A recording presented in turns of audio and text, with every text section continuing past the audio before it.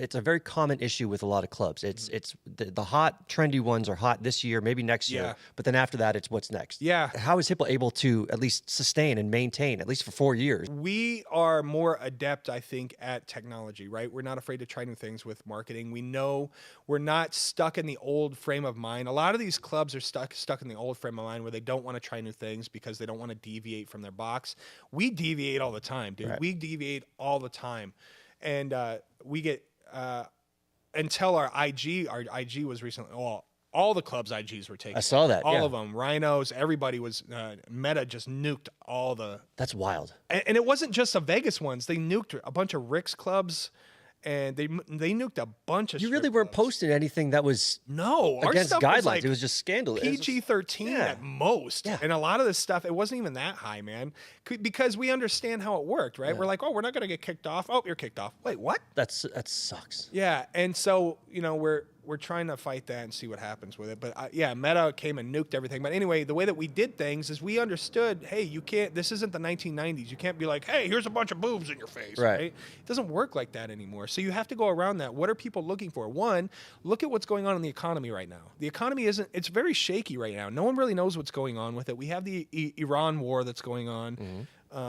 You have a bunch of other stuff in the world. The world isn't getting more kumbaya and fairy tales, right? It's getting worse. It's getting like kind of crazy. So you have to adapt to those adversities and you have to be able to overcome that. So like you have to sit down and genuinely ask yourself, yeah, obviously we're a strip club and obviously we have girls, but what else are people looking for, right? They're looking for value for their money, right? Yes. And right now there's this trendy thing going around on social media where it's like, oh, Vegas charged $50 for a cheeseburger and $40 for parking. And as a local, I can relate to that, man. Like, do I have money now? Yeah, I have a little bit of money now. But when I was younger, I didn't. I know what it's like to be poor. I know what it's like to have to penny pinch and plan every single dollar out, right? And Vegas got overzealous. And they're like, oh, we're making so much money post-COVID. It's so good. It's so good. Well, it was so good because of what was happening, dude. People got a bunch of free money. They were sitting on their ass for a year and a half. They weren't doing anything. And they're like, hey, everything's open now. Let's go to Vegas and spend it. And so Vegas... And this is the wildest part to me, man.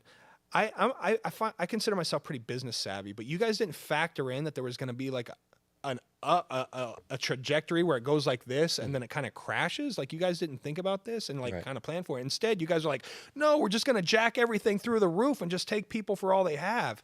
So you have this thing going on online for social media that's dragging Vegas like, oh, Vegas sucks because of X, Y, and Z. And now it's just now starting to gain traction, like with the Circa and the local other deals, ones, and where they're trying to do the inclusive deals, packages, right? The inclusive packages. And it's like, guys, you were late to we were telling you this last year. You guys you're way late to the party. We could have done something about this last year. Yeah. But greed being greed, what it is, they're late to the game. So now they're luckily they're starting to all change course and stuff. But appealing to what people need in this economy is important. You have to read the room. What's going on in the economy? What's going on in the stock market? What's going on with people? Are they finding value in what you're doing? How are we drawing them to our club? What are we providing them? It can't just be titties, right? We're in the atmosphere of OnlyFans. We're in the age of the internet. We're in the age of this. They can get that anywhere, right? What they can't get is they can't get that personal contact.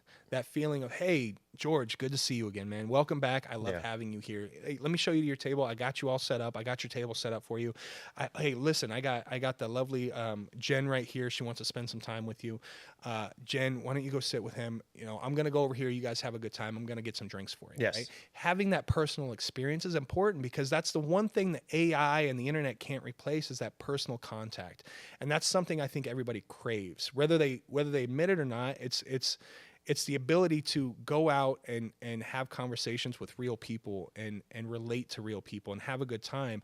I want to go drink and I want some titties in my face. OnlyFans can't give you that. Right. You can sit in your living room and drink some Jack Daniels and look at them online, but it's not the same thing. Sure.